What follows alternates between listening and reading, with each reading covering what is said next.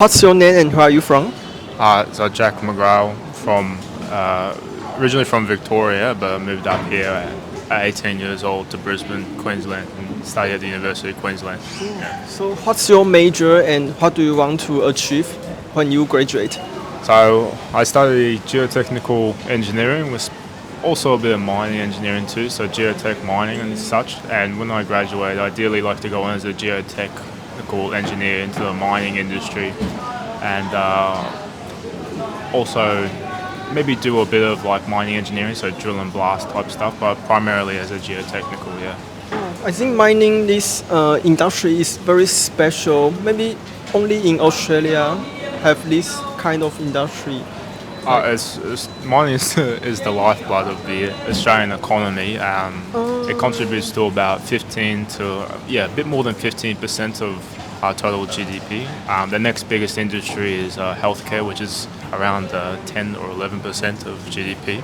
So yeah, it's an enormous amount. It's an enormous industry, and it contributes an enormous amount to our growth. And without it, the country would really be in tethers. Yeah, so it's an important. It's an important industry, and as well as an engineer, it's an important career for the country. Yeah.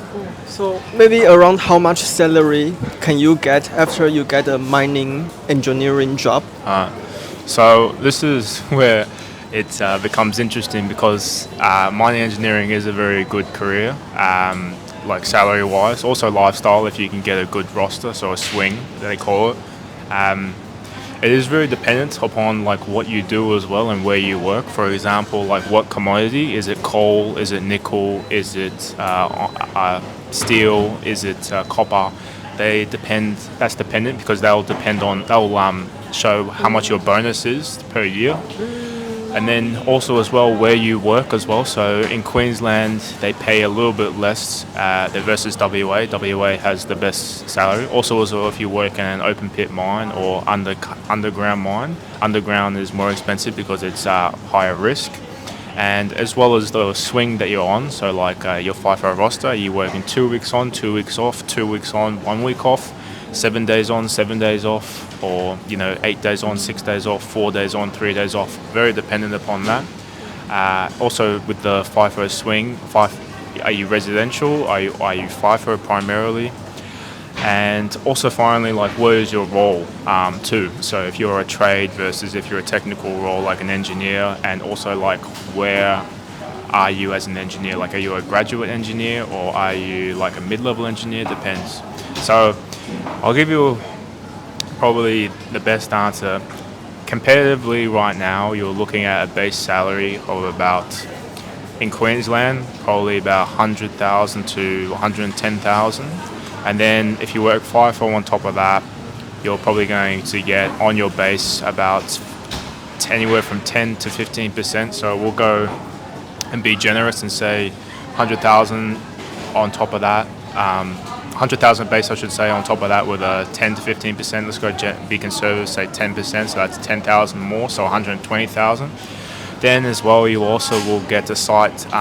You also get an allowance as well that you can, depending on your employer, and that could be like a lump sum of like another 10 to 15,000. So then that brings you up to 130,000, 135,000. And then as well, you might get a bonus at the end of the year, which could be anywhere from like $5,000 bonus, $10,000 bonus, $15,000 bonus. So yeah, you could be. It's not uncommon for a mining engineer, especially in WA, to start off as $150,000 total compensation. Queensland, you're looking about maybe 130,000. I would say is more realistic. But again, like I said, it's so variable. Like, it depends so much on like where you're working, what is your conditions, what is your role, etc. Yeah, and the company as well. Like, some companies will also pay more than other companies. Most of them they do pay industry, but some companies definitely are better payers than others. Yeah. And it's so great because you are not graduate yet, but you already been so well known in this industry. What kind of effort do you do as an engineering student? Like, how do you manage your time, like to have maybe study and life balance? Well, it's been a very delicate balance. I've found as I've been going through university, the best thing that works for me is to just do a little bit every single day. I find even if it is like an hour or 2 hours, if I do a little bit every single day, those small time frames add up and it compounds, you know. And plus as well, I find like my retention of information is better when I do a little bit every single day instead of blocking out 6 hours on Monday, 6 hours on Wednesday, 6 hours on Friday. You know, I usually end up doing about 30 to 40 hours of university a week, so I do probably about averagely a day. I probably do anywhere from, I don't know, maybe 4 hours, 4 hours plus usually, pretty much. That's what I found is the best thing, and also as well, just, you know, being more inquisitive, you know, asking like how does this work more so than what the content's kind of telling you, you know. I feel searching more for information through ChatGPT has been like a really big improvement in like my academics and stuff. So yeah, that's another piece of advice I give you. Yeah. So I wonder, maybe your classmates or most of engineering students, are they all very clear about their future, like path, what they want to do in the future? Yeah. So in regards to that, it really depends upon the individual. I would say generally, if they are involved with like clubs like mining engineering club and their major is like mining engineering, then they're more set on to like what they want to do. But some people they just may be doing general civil, and at the end of the degree they'll get just a general civil job, and they might find out like, oh, it's not really what I want to be interested in. So I think it depends more so on like what extracurriculars are you doing in relation to your degree, and like how passionate are you about your degree. And that really, I think that's a really good indicator on where people will end up, I reckon. But again, at the same time, like you can always, you know, things may change in life, you know, parents may pass away, you know, you might have a kids, you know, and stuff changes and stuff. But yeah, at the moment, as a student, it's those are the telltale signs, I would say. Yeah. That's amazing. And I wonder, as an engineer student, how do you be very consistent? Like maybe in these 4 years, you must spare no effort to keep studying. Like how to maintain the pace? Well, ideally you want to do the best you can, and sometimes that doesn't happen for whatever reasons, but I like to try my best that I can do. And again, it goes back to like what I was saying, like just doing a little bit every single day, changing up study methods. So that's been a very big thing that I've had to learn. School only really prepares you in like a certain way, I've found, like for studying. They teach you one form of encoding information, but that doesn't work for everyone. And some people may benefit from other ways, and that's what I've found myself. For example, like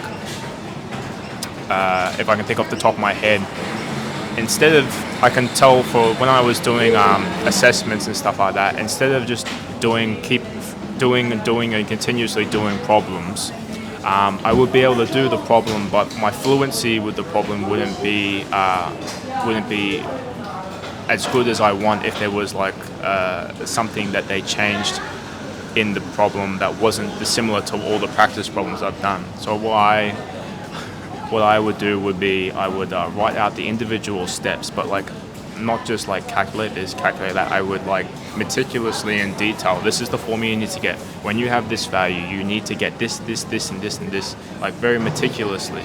And that alleviated the stress, I find, a lot more when you go into exams and there is something that you haven't really seen before, or it's worded in a different way.